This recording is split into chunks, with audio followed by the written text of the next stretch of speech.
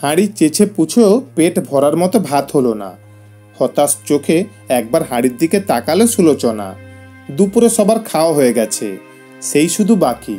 বাড়ির বড় বউ বলে কথা, রান্না বান্না করে সবাইকে খাইয়ে তবে না ওর খাবার পালা। থালাতে বেড়ে রাখা ভাতের দানাগুলোর দিকে করুণ দৃষ্টিতে তাকালো সে। পেটে তো রাক্ষসের মতো খিদে, এইটুকুতে কি পেট ভরবে? 2 মাসে শিশুকে বুকের দুধ খাওয়াতে হয়, দুটো পেটের খোরাক তো লাগে। এঁচোড়ের ডালনা অনেকখানি রয়ে গেছে, 2 রকমের মাছ রান্না হয়েছে বলে এঁচোড় খায়নি অনেকেই। শাশুড়িমা দেখলে গজগজ করবেন, এ বাড়িতে একবেলা রান্না আরেক বেলাতে খায় না কেউ। প্রতিবেলা রান্নার জন্য শাশুড়িমা নিজে আন্দাজ করে চাল ডাল সবজি বের করে দেন ভাড়ার থেকে। একটু অপচয় উনি পছন্দ করেন না। কতদিন তরকারি বেশি রয়ে গেলে শাশুড়ির ভয়ে বাড়ির পেছনে পুকুরে ফেলে দিয়ে এসেছে সুলোচনা। এঁচোড়ের তরকারিটা আজ ফেলে না দিয়ে নিজের পাতে ঢেলে নিল, এতেই অনেকটা পেট ভরে যাবে। গোগ্রাসে খাবারগুলো গিলছিল। শাশুড়ি মায়ের গলার আওয়াজে চমকে উঠল। এ কি, এতগুলো এঁচোড় রয়ে গেছে? আসলে এঁচোড় খায়নি অনেকেই, আমতা আমতা করে সুলোচনা। তুমি এখনো পরিবেশন করা শিখলে না। সুলোচনা চুপ করে থাকে। তিনি আর চোখে ছেলের বউয়ের থালার দিকে তাকালেন। এই এতগুলো এঁচোড় নিয়ে নিলে? শোনো মেয়ে, এরকম সময় মায়েদের এমনই রাক্ষসে খিদে হয়। খিদেকে বসে রাখতে না পারলে পেট কিন্তু জ্বালা হয়ে যাবে। হাজার খেয়েও পেট ভরাতে পারবে না তখন। যেন ভয়ঙ্কর অপরাধ করে ফেলেছে। এভাবে মাথা নিচু করে থাকে সুলোচনা। যদিও বুঝতে পারে না ওর পাতে ভাত এত কম কেন। এ নিয়ে শাশুড়ি মায়ের মনে কোনো প্রশ্ন এলো না কেন। খুঁজে পেতে জর্দার কৌটোটা বের করে নিতে নিতে শাশুড়ি বেজার গলায় বলেন, এত করে বলি পরিবেশন করার সময় খেয়াল রেখো, তরকারি যেন পড়ে না থাকে। জিনিসপত্র নষ্ট হলে খারাপ লাগে, বোঝে না। বাবার জমিদারি ছিল তো, এসব বুঝবেই বা কী করে। মোক্ষম খোঁচাটা মেরে বেরিয়ে গেলেন তিনি। কষ্ট হলেও কিছু বলতে পারে না সুলোচনা। সত্যি ওর বাবা গরিব, অনেক অভাব দেখে বড় হয়েছে, কিন্তু কখনো খাওয়ার কষ্ট সহ্য করতে হয়নি। শাক ভাত, আলু সেদ্ধ ভাত যখন যেমন হোক পেট ভরে খেতে পেরেছে। এভাবে পেটে খিদে নিয়ে খাওয়ার খোঁটা সহ্য করতে হয়নি। এ বাড়িতে আসার পর যেচে পুরো সংসারের ভার নিজের কাঁধে তুলে নিয়েছে সুলোচনা। বাপের বাড়িতেও কম কাজ তো করতো না, কাজ করতে কোনো ক্লান্তি নেই ওর। কিন্তু এরকম ছোট ছোট অপমানগুলো বড্ড মনে লাগে। হাত মুখ ধুয়ে রান্নাঘরে শেকল তুলে নিজের ঘরে গিয়ে ঘুমন্ত 2 মাসের ছেলেকে কোলে তুলে নিয়েছে সবে। ননদ খুকু এসে ঢুকলো। ওর মুখ হাসি হাসি, যেন খুব মজার কথা শুনে এসেছে। বৌদি, তুমি নাকি আজ এতগুলো এঁচোড় একা একাই খেয়ে নিয়েছো? খেলে কি করে গো? খেয়েছে, ভালো করেছে। বৌদির পেট, বৌদি খেয়েছে, তোর তাতে কি রে?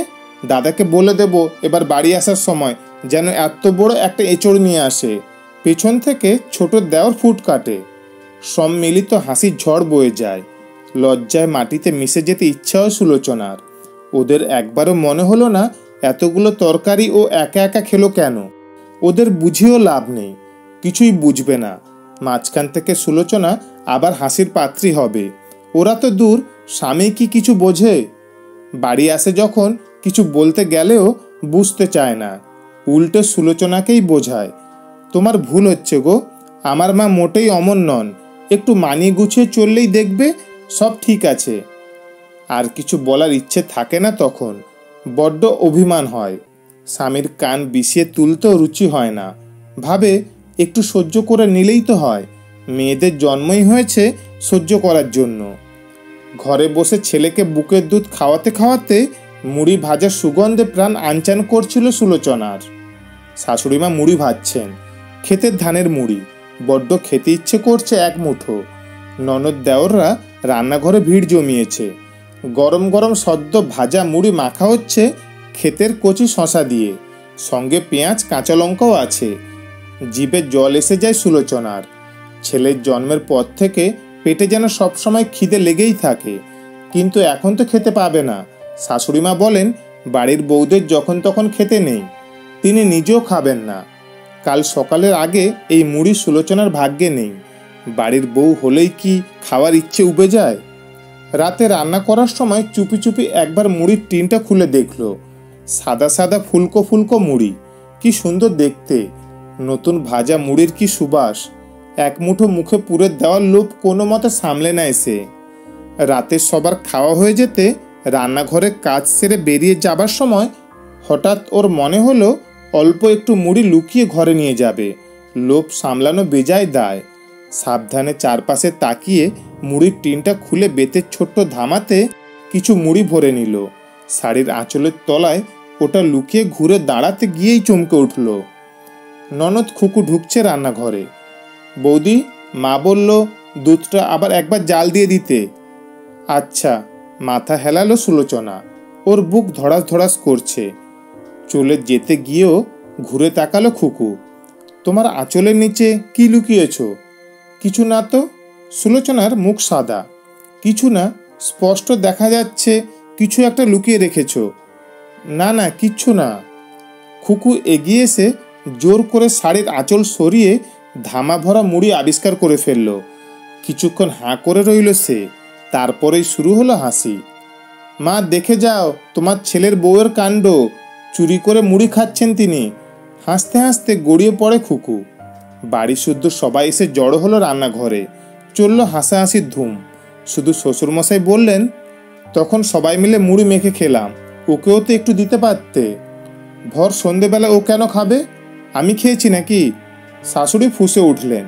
আহা, ও তো একটা বাচ্চা মেয়ে, খেতে ইচ্ছে করবে না? বাড়ির বউয়ের এত লোভ কিসের? শ্বশুরমশাই চুপ করে গেলেন। সুলোচনা লজ্জায় মাথা তুলতে পারছিল না।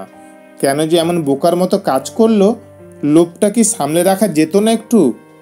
দিন সাতেক পর এক বিকেলবেলা অজয় এসে হাজির। সবার জন্যই কিছু না কিছু নিয়ে এসেছে। ওকে ঘিরে কলরব করছে সবাই। সুলোচনা দূর থেকে দেখছিল মানুষটাকে। বুকের মধ্যে তখন থেকে চলছে লাবডুব লাবডুব। কতক্ষণে কাছে পাবে ওকে। সন্ধে গড়ানোর পর ঘরে ঢুকলো অজয়। ছেলে ঘুমিয়ে কাদা তখন। একবার ছেলের মাথায় হাত রেখে আদর করলো। তারপর সুলোচনার দিকে তাকিয়ে হাসলো। কেমন আছো? ভালো, কিন্তু তুমি এমন রোগা হয়ে গেছো কেন? ভালো করে খাও না নাকি? প্রতিবার সে একই কথা। রোগা কেন হব? আমি খুব ভালো করেই খাওয়া দাওয়া করি। রোগা তো তুমি হয়েছ। অজয় তাকিয়ে আছে। বাচ্চা হওয়ার পর একটু অমনি হয়ই, গম্ভীর মুখে বলল সুলোচনা। তাই বুঝি? হেসে ফেলল অজয়। লজ্জা পেয়ে সুলোচনা বলল, আমি রান্নাঘরে যাই, কাজ আছে। রাতে ভাত খেতে বসেছিল সবাই। অজয় আসাতে অনেক কিছু রান্না হয়েছে আজ। সুলোচনা পরিবেশন করছিল। খুকু হঠাৎ হাসতে হাসতে বলল, তোর বউ চোর রে দাদা। মানে? চমকে উঠেছে অজয়। চুরি করে মুড়ি খেতে গেছিল। খুকু এখনো হাসছে। অজয় হাঁ করে তাকিয়েছিল। পুরো ব্যাপারটা বেশ মজা করে করে বলা হলো ওকে। সুলোচনার মুখ কালো হয়েছিল। সবটা শুনে অজয় কিন্তু হাসলো না, গম্ভীর হয়ে গেল। মায়ের দিকে তাকিয়ে বলল, ওকে চুরি করে খেতে হলো কেন মা? শাশুড়ি চট করে জবাব দিতে পারলেন না। বাকিরাও চুপ হয়ে গেছে। অজয় আর একটাও কথা না বলে চুপচাপ খেয়ে উঠে গেল। সবার মুখে একটা অস্বস্তির ছাপ। রাতে নিজের ঘরে বন্ধ দরজার ভেতরে অজয় বউকে বলল, তুমি কি নিজের ইচ্ছে মতো খেতে পাও না? সুলোচনা কেঁদে ফেলল হু হু করে। অজয় সেদিকে তাকিয়ে আরো গম্ভীর হয়ে গেল। কিছুদিন বাড়িতে কাটিয়ে ফিরে যাবার সময় মাকে বলল, 2-3 মাস পর আমি এসে সুলোচনাকে নিয়ে যাব। চমকে উঠলেন অজয়ের মা। ছেলে তো এই 2 বছরে কখনো বউকে নিয়ে যাবার কথা বলেনি। ভয়ে ভয়ে বললেন, কেন রে বাবা? আমার ওখানে একা একা থাকতে কষ্ট হচ্ছে মা। চুপ করে রইলেন তিনি। ছেলে হঠাৎ কেন এই কথা বলছে কিছুটা আঁচ করতে পারছেন, কিন্তু কিছু বলার সাহস নেই। ছেলেও যে এ ব্যাপারে কিছু বলবে না তা জানেন। বড্ড চাপা তার বড় ছেলে। সুলোচনা যেন আচ্ছন্ন হয়েছিল একটা ঘোরে। সত্যিই কি অজয় ওকে নিয়ে যাবে? স্বামীর উপর বড্ড অভিমান ছিল ওর। ভাবতো স্বামী ওকে বোঝে না। এখন মনে হচ্ছে ও নিজেই বুঝতে পারেনি মানুষটাকে। আর কেউ না বুঝলেও অজয় ঠিক বুঝতে পেরেছে ওর কষ্টটা। দীর্ঘদিনের অসম্মানের জীবন থেকে মুক্তি আসছে অবশেষে। ছলছল কৃতজ্ঞ চোখে বরের দিকে তাকালো সে। অজয়ও গভীর মমতায় তাকিয়েছিল রোগা বউটার দিকে। একটু দেরি হয়ে গেল ওকে বুঝতে। তা হোক, বুঝতে যখন পেরেছি শক্ত দুখানা হাত আগলে রাখতেও পারবে বাকি জীবনটা। শুনছিলেন আজকের গল্প গল্পের শেষটা, কলমে মাধবী ভট্টাচার্য। গল্পটি ভালো লাগলে লাইক, কমেন্ট, শেয়ার করবেন। ধন্যবাদ।